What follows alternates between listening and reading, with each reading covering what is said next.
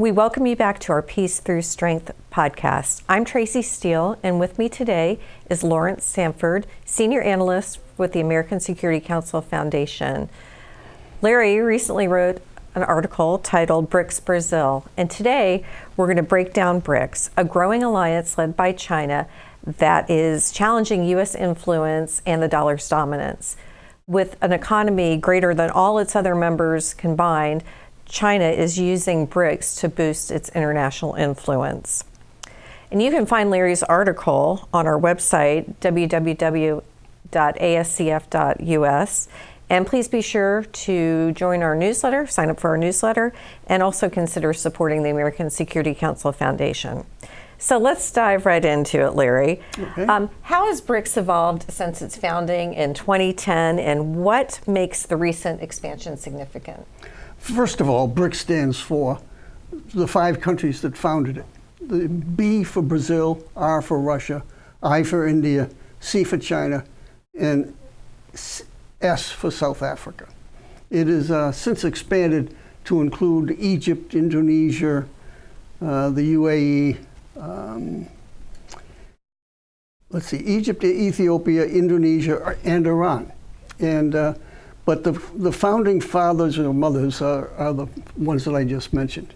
And they were founded on the basis that Western Europe and the United States and Australia and Japan were not allowing the underdeveloped countries, or the global south as the term is used, to work as a unit. So they wanted to form a collaboration where they can reduce the influence of Western institutions. These countries have continuing problems with currency fluctuations and development, economic development. So they wanted to work together so that they could further their own economic interests, which is perfectly understandable. I mean, the West, the United States, we have the EU in Europe, the European Union, and we have the North American Trade Agreement, or we did anyways until recently. So we have all along believed in economic collaborations, and so to me, it's perfectly reasonable that these countries would want to form together to have their own association. The issue is, most of these countries are dwarfed. All of these countries are dwarfed by China. Even Russia and India are dwarfed by the size of China. So China is using this because China is waging unrestricted, smokeless warfare against the United States of the West. They want to dominate the world. And the way to do it is to form alliances. And the United States has formed alliances, NATO, CETO, so all sorts of alliances. So the Chinese are trying to emulate that. And that with the CCP, the Chinese Communist Party, is leading the foreground on these things. So yeah, I understand why they'd form an alliance, but I also understand that China being the driving force is they want to replace the U.S. Dollar with their own currency. So in other words, right now most of the world trade is conducted vis-a-vis the U.S. dollar. So if Brazil buys from Argentina, they're going to use primarily the U.S. dollar as the transaction, because Brazil doesn't want to take payment in the Argentine peso, and Argentina doesn't want to take payment in the Brazilian currency. So they want to develop their own currency, and it's starting to get more attention now that BRICS has developed, the countries they're in, piles of gold. And there is talk that eventually they will issue their own currency. And their own currency would be backed by gold. And as the US dollar and the national debt keeps on getting bigger and bigger, as you know, the US interest payments alone on our debt is over $1 trillion a year. It's more than our defense budget. The U.S. future dollar strength is increasingly under suspicion.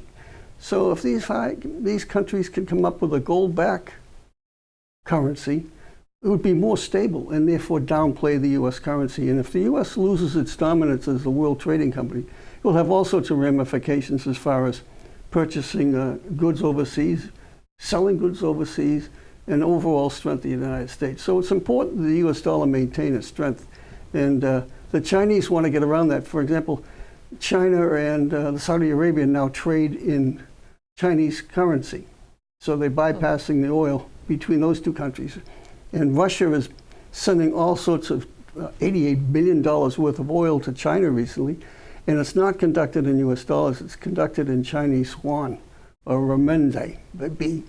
And in turn, China pays for the oil, and in turn, Russia gets all the missiles and parts and things they're using in the Ukraine war. If it weren't for China supplying parts, Russia probably could not continue the Ukraine war. So it's absolutely critical.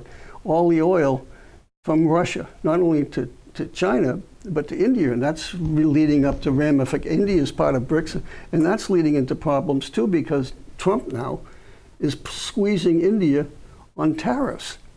And so, because India is a major source of Russian oil, and what the West did when Russia invaded the Ukraine is they started to put sanctions on Russian oil. So they stopped buying, and so Russia had to find new homes for it. And with the sanctions means if you trade with Russia, we're going to impose sanctions on you. And the way they're getting around it is through ghost ships or unregistered ships of oil tankers, old oil tankers, and the ships turn off their transponders so they can't be tracked. And so they ship all the oil from Russia by these tankers, and they're hard to keep track of. And for example, when they get to China, instead of going through the state-owned oil refineries, the oil from Russia is processed through local refineries. And the sanctions don't have any effect on them because they don't trade overseas. It's the international companies, so the state-owned Chinese oil companies, on paper anyways, are not buying Russian oil because they don't want to have sanctions imposed on them. And the sanctions mean that if they get sanctioned, they will have a hard time conducting worldwide trade. That's what the whole sanctions thing about. And I'm concerned down the road that we keep on using the sanctions card all the time. After a while, they're going to develop alternative ways of getting around the sanctions. And after a while, you cry wolf so much, people will start to ignore you. So it's complicated, and it's, I mean, we want India, for example, to be a stabilizing force in front of the United States and BRICS. Yet we're imposing these tariffs now because of the Russian oil problem. And it's not doing us any good as far as relations with India is concerned. And we want India on our backside against China. And they want to be, you know, they have all sorts of problems with China also. So India is a perfect example where you do one thing, it leads to some unforeseen consequences that are not necessarily good.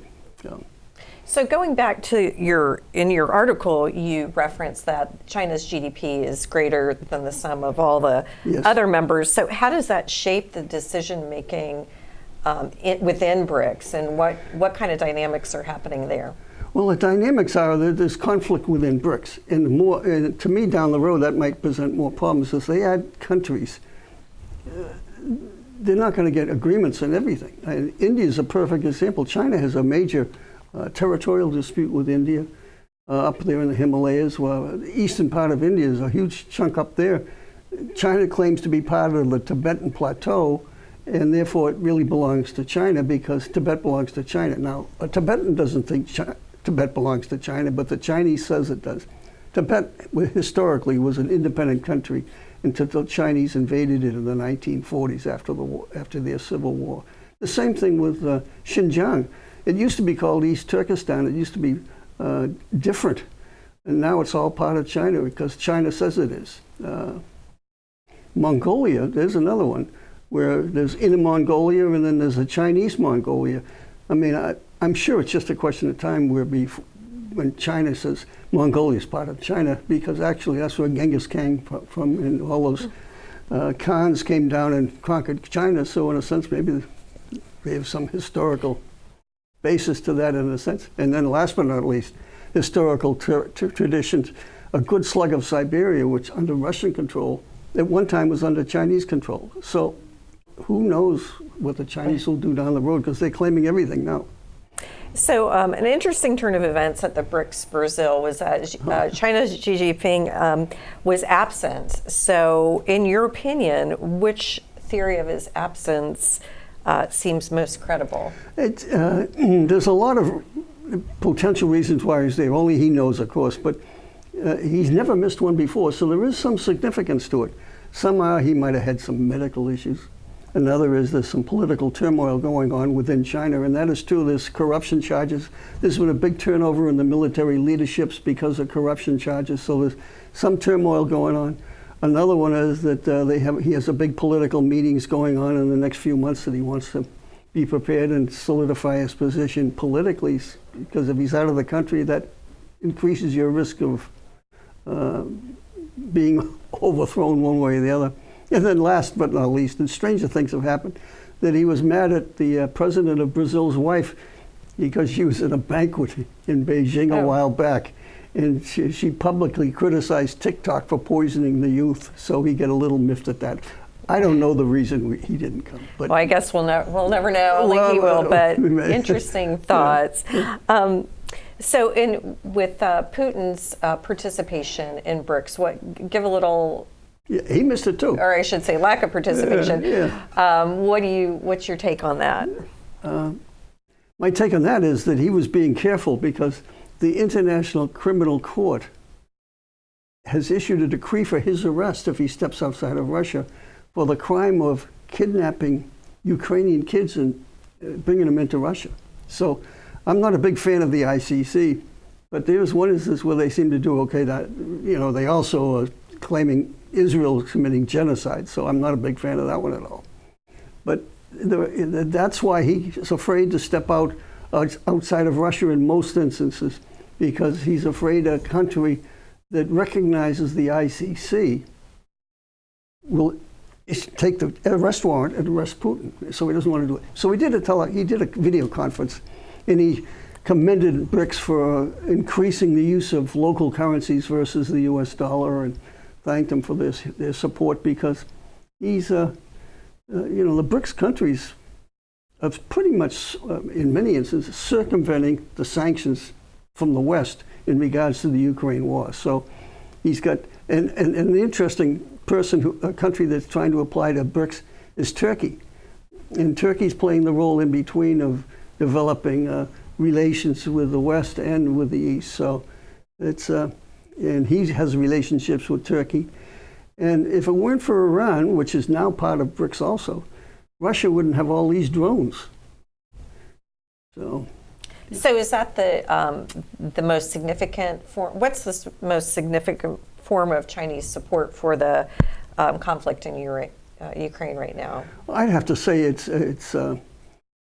paying Russia $80 billion a year in Chinese currency, which in turn he can buy all these industrial parts, which they say is not military use, but they're used in military, drone parts, airplane parts.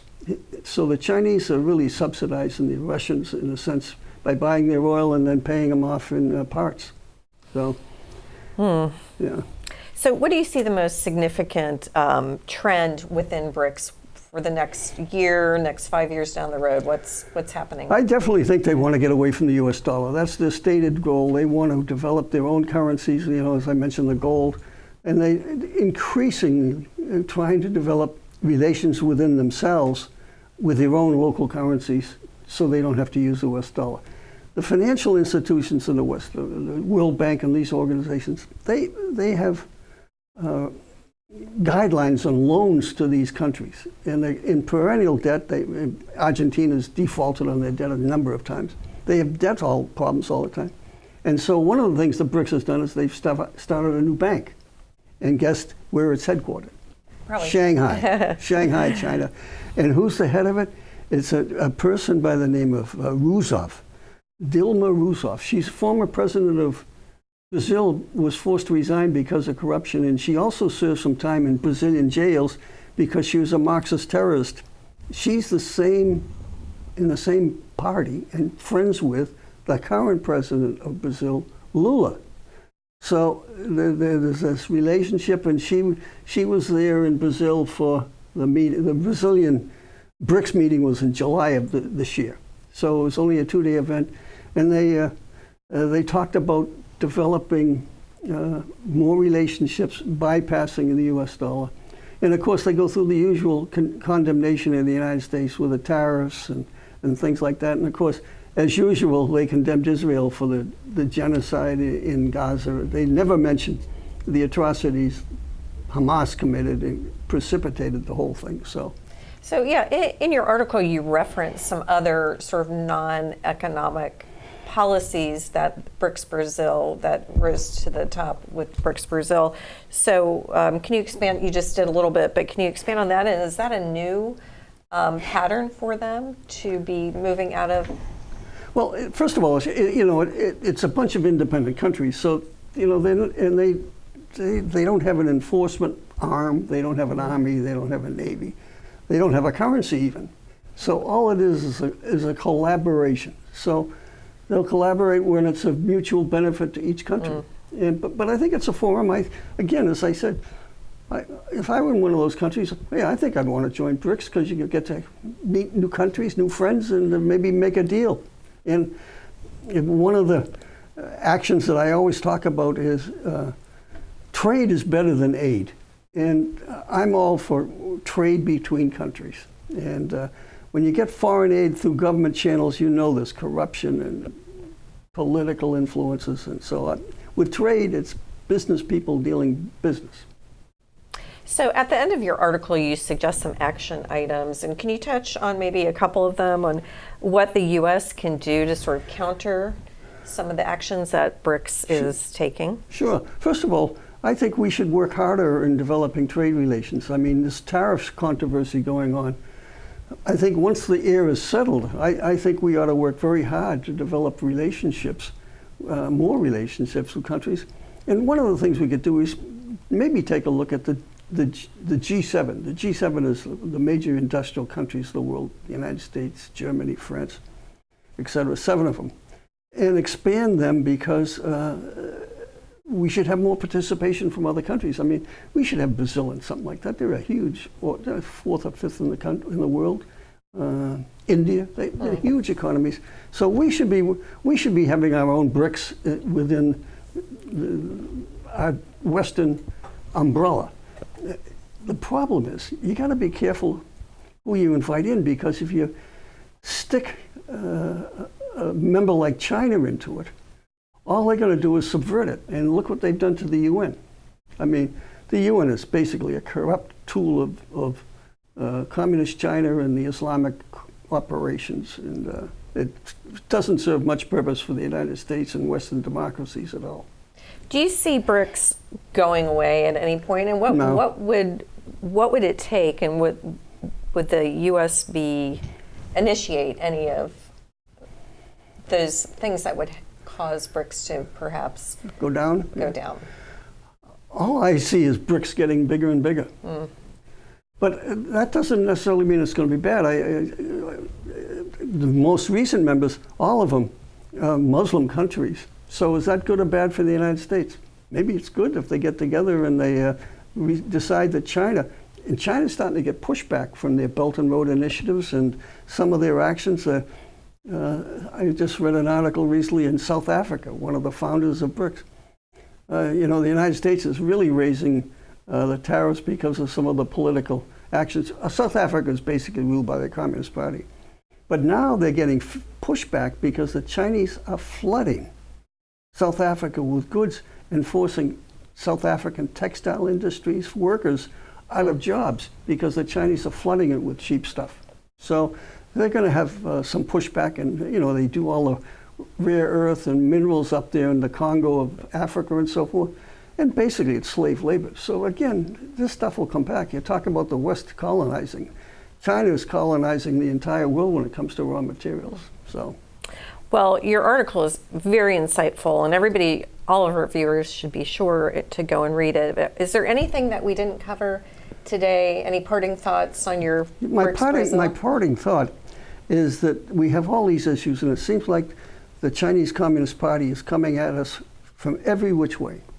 And I think the most important thing we can do as Americans is to recognize and to acknowledge that China is waging an unrestricted, smokeless war against the United States. They're doing everything, using every facet of every organization within their control, and even outside their control. They have an organization called the United Workfront Group, And they recruit useful idiots, primarily Chinese citizens, citizens of other countries of Chinese descent, to work with them. And they have a very effective recruiting tool. They say, well, you know, Uncle Joe back in China, if you don't do this for us, the CCP, Uncle Joe might have some problems. So they have a very effective recruiting tool for recruitment of people to do their bidding overseas. And so we see riots in the United States. The Chinese have their fingers in all of this stuff. So I would say that we recognize that's a problem. And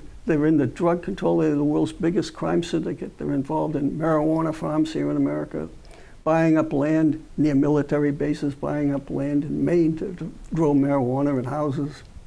It's all-encompassing, unrestricted warfare. And the most important thing we can do is recognize that and develop policies. We should be increasing our defense budget. I know there's tons and tons of waste there, but as a percentage of our gross national product, under Trump, it's less than it was under Biden. And it's half what it was during the Cold War, Cold War I. We're in Cold War II. And our military expenditures are small, a percentage, 3.1% of the gross national product. Back in the Cold War days, where peace through strength really was in the forefront, it was up around 7%, 6%. So, yeah, we have to recognize there is a problem and do something about it. Yeah. Absolutely. Well, education is our first line of defense, and Yes. that's what we do here at the American Security Council Foundation. We keep our citizens informed of the important matters pertaining to national security so that they can be informed and make better decisions and even look out in their local community and how these big global topics are affecting them. Yes. So we thank you, Larry. Thank you. Also, Thank you. everybody be sure to go and read all of Larry's articles on our website, www.ascf.us. And you can also be sure to listen to our podcast on YouTube and Rumble, and also follow us on all of our social media, including X, Facebook, Spotify, and Substack, and your favorite audio podcasts on formats, whatever you use for both Android and Apple phones. So thanks again for joining us on our Peace Through Strength podcast, and we'll see you next time. Thank you, Tracy. Thank you.